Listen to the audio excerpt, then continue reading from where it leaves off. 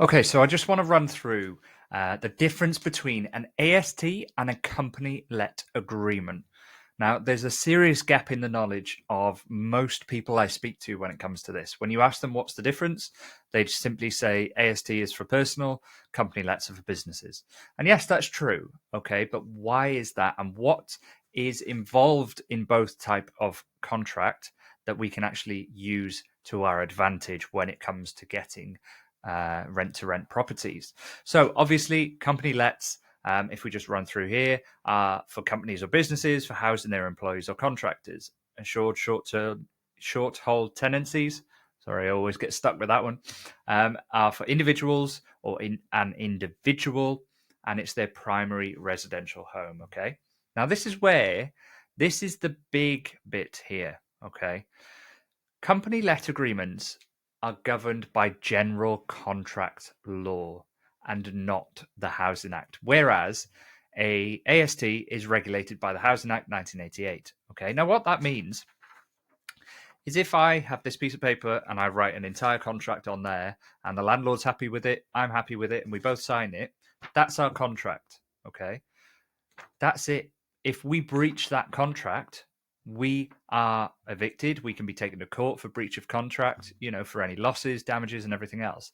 Whereas in the Housing Act, residential tenancies, there's strong protection. So deposit protection schemes, eviction processes, things like that. For us, there's not. Okay. Now that initially will potentially scare you a little bit. Okay. That we've got less protection. And what I'm going to say now is how we then spin this around. Okay.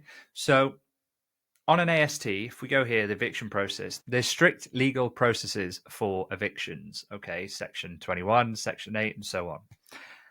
For us, there's not. As I've already said, if we breach that contract, then they can come and turn up the next day. Let's say we stop paying our rent. They don't have to give us 2 weeks, 4 weeks, 6 weeks, 8 weeks, 6 months notice to evict us. They can turn up the next day and evict us if they so wish. If we have breached that contract and that contract says in there that that is the process, then they can do that. Okay. We may have said in the contract that we need 28 days notice for any evictions. We may say that we need 2 months, we need 3 months, but whatever that contract says, that's what we're governed by, not the Housing Act. Now, how can we use this to our advantage? There's a lot of landlords at the moment who are extremely scared of what the government are doing and removing Section 21. Now, look, there will be other things at play there. There'll be other ways to evict tenants and things like that. But there is a mass fear across the industry. And I predict that you will see a mass change of ownership of property over the next 3 to 6 months as a lot of landlords exit the market through fear alone. Now, because we are not and never have been governed by the Housing Act, then we all of a sudden now become a landlord's favourite choice if we can explain it well enough. Okay? Because what you can do is you can say, well, look, you're losing the ability to use Section 21. We're only governed by what's on this piece of paper.